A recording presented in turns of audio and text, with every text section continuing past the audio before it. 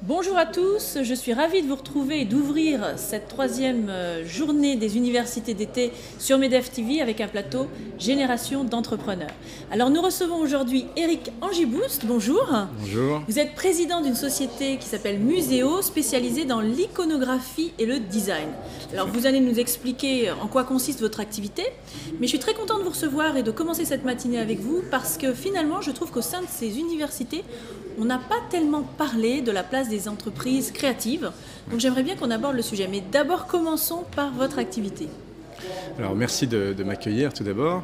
Donc Muséo est une société qui fait de l'iconographic design.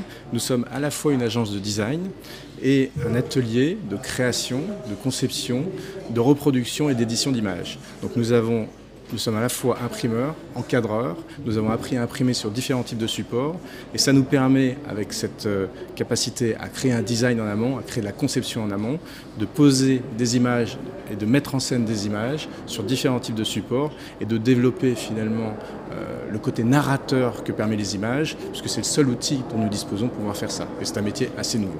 Voilà. Donc vous travaillez, je crois, beaucoup dans l'hôtellerie. Tout à fait. Notamment. Est-ce que c'est un métier développé en France que le vôtre ?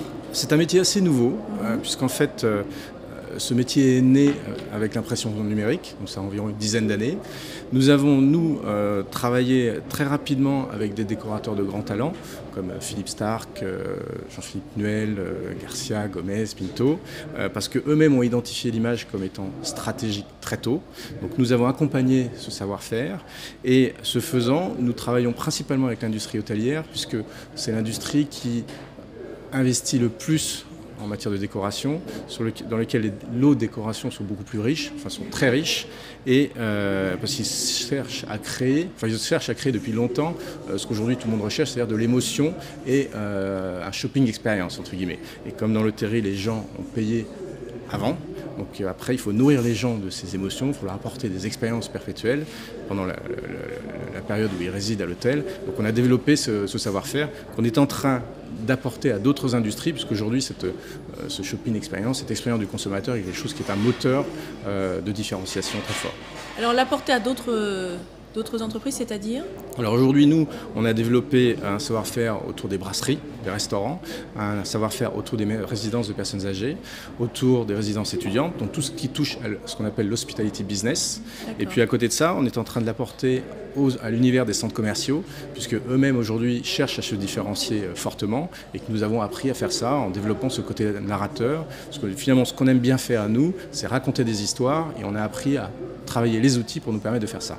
Alors rappelons que précédemment vous avez quand même travaillé pendant 7 ans à la direction du développement à la FNAC. Donc je dirais que les entreprises créatives, ou en tout cas tout ce qui tourne autour de l'édition n'est pas un métier que vous ignorez.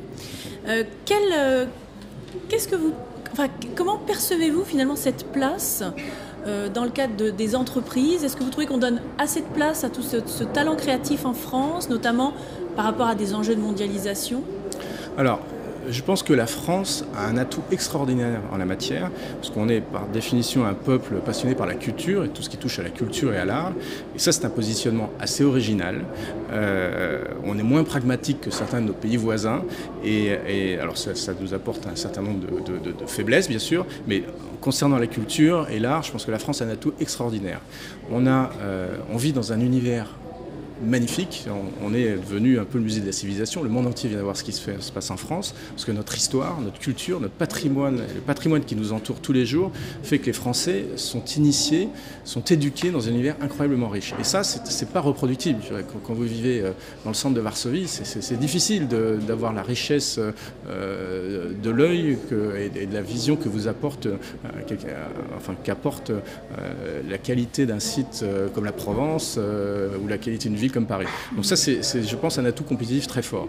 Alors, est-ce qu'on donne suffisamment de place à ça? Je pense que plus les pays sont développés, plus les gens sont éduqués, plus les gens sont sensibles à ça. Et nous, c'est sur cette tendance qu'on surfe aujourd'hui, parce qu'on a un rythme de croissance très fort lié à ça. On se rend compte que les gens sont de plus en plus demandeurs d'émotions, de créativité, et ça se trouve plutôt dans le monde de l'art et de la culture. Nous, c'est notre positionnement. Alors, est-ce qu'on donne suffisamment de place à ça ? Je ne le pense pas, pour la bonne et simple raison, c'est que les gens ont du mal à payer pour ça. Aujourd'hui, toute la problématique des entreprises comme les nôtres, c'est d'arriver à faire rémunérer ce savoir-faire, les investissements colossaux que l'on fait auprès d'équipes, de créateurs, de designers, qui vont chercher des images, qui vont chercher des idées, qui vont chercher de la conception.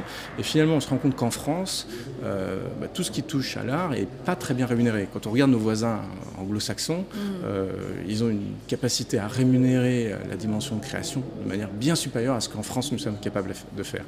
Mais je pense que ça va évoluer, parce que la France se développe et que ce besoin d'expérience, de personnalisation se fait sentir de plus en plus. Alors la France se développe, mais d'autres pays se développent aussi. Et est-ce qu'on ne va pas être gagné de vitesse par les concurrents, entre guillemets ? Je pense qu'aujourd'hui on a un atout incomparable. Quand on regarde d'où viennent les plus grands créateurs du monde, qu'on parle de la mode, qu'on parle du design, de la décoration, déjà il y a 2 ou 3 pays qui sont, alors il y en a dans le monde entier bien sûr, mais il y a 2 ou 3 pays qui sont extraordinairement bien placés pour ça. Et je citerai l'Italie, la France en premier lieu, ensuite des pays comme l'Espagne. Après bien sûr qu'il y a des créateurs de génie aux États-Unis, en Australie, je n'enlève pas ça, en Asie bien sûr. Mais nous on a quand même ce patrimoine historique, ce positionnement culturel qui fait que naturellement dans l'éducation d'un individu, en France, quelqu'un qui a 20 ans, c'est 20 ans, c'est pendant 20 ans qu'il est baigné dans cet univers culturel, et ça se trouve pas partout. Donc moi je pense qu'on a un atout et on a un actif, un patrimoine français fantastique sur lequel il faut construire des modèles économiques, et l'enjeu il est là, parce que ça c'est pas simple. Nous on a réussi à construire ce modèle économique qui reste des modèles assez fragiles. On a construit un modèle économique autour de l'art et de la culture, et je pense que ça c'est un secteur d'avenir pour la France. D'accord, alors hier nous recevions Régis Charpentier, qui est cofondateur du Club Horizon. Coprésident du Club Horizon, que vous avez d'ailleurs rejoint. Qu'est-ce qui vous a enclin à rejoindre ce club ? Alors le Club Horizon est un club que j'ai rejoint en 2002, ça commence à faire quelques années. Oui. Le Club Horizon a pour but de regrouper, on va dire, des dirigeants ou des citoyens actifs du monde économique et politique, d'assez jeunes, enfin avec un âge assez jeune, entre 30 et 40 ans on va dire. Moi j'ai dépassé la limite. Mais ils vous gardent quand même. Mais ils me gardent quand même. Bon. De manière à avoir un rôle actif. C'est une sorte de think tank, comme on en trouve par ailleurs. Et ce que j'ai beaucoup apprécié dans le Club Horizon, c'est que nous on se veut acteurs de la cité au sens grec du terme. Notre baseline est agir pour entreprendre. Donc l'idée c'est quoi ? C'est de trouver des supports pour aider soit d'autres associations, soit de faire émerger des idées qui vont aller dans le centre d'une progression, on va dire, sociale ou économique. Alors je prends quelques exemples. On a hébergé une initiative qui s'appelle 100 000 entrepreneurs, qui était montée par Philippe Ayat, qui est une initiative magnifique, où l'idée c'est de trouver des entrepreneurs ou des dirigeants d'entreprise, de les envoyer faire une présentation de 45 minutes, 1 heure dans les collèges et les lycées, simplement pour expliquer qu'est-ce qu'est le monde de l'entreprise. C'est vrai qu'en France, le monde de l'entreprise, dans le monde de l'éducation, n'est pas présenté de manière aussi favorable que, en tout cas, on aimerait qu'il soit. Donc ça, c'est une initiative très riche. Donc 100 000 entrepreneurs qui vont passer 100 000 heures à présenter mon entreprise. On vient de développer l'année dernière une autre initiative qui s'appelle 100 000 rencontres solidaires, où là, l'idée, c'est de mettre en contact des entreprises et des gens qui sont au RSA. Et d'essayer d'aider ces gens-là à trouver un emploi. Donc ce que j'aime bien, et il y a d'autres initiatives comme ça qu'on travaille, donc ce que j'aime bien dans ce Club Horizon, c'est qu'on est un véritable acteur citoyen et qu'on ne produit pas des livres qui sont censés aider les autres à réfléchir. On est vraiment dans l'action et c'est assez enrichissant. Voilà. Est-ce que vous aimeriez, vous, peut-être un tout petit peu plus tard, quand votre société aura encore grandi, incuber des projets ou des entrepreneurs dans lesquels vous croyez ? Bien sûr, mon moteur personnel, il est là. Moi, ce que j'adore, c'est construire une idée, la développer, la réaliser. C'est pousser les gens à faire des choses qu'on ne pense pas être capable de faire. Donc, effectivement, pour vous répondre clairement, je m'inscris dans ce sens-là. Donc après, c'est toujours une question de moyens, de temps. Et moi, j'adore effectivement développer les idées, les gens. Voilà. Donc si un jeune entrepreneur avec une idée connectée, on va dire, à votre métier actuel venait vous voir, vous le Bien sûr. recevriez. Avec plaisir, si je trouve que l'idée est bonne et si j'ai les moyens de la développer avec lui, avec grand plaisir. Bon, en tout cas, ce qui est formidable, merci beaucoup Eric, c'est qu'on comprend que cette solidarité entre chefs d'entreprise est quelque chose qui est vraiment en train de prendre racine. Donc nous vous remercions, à très bientôt pour un prochain plateau Génération d'entrepreneurs. Merci à vous, bonne journée.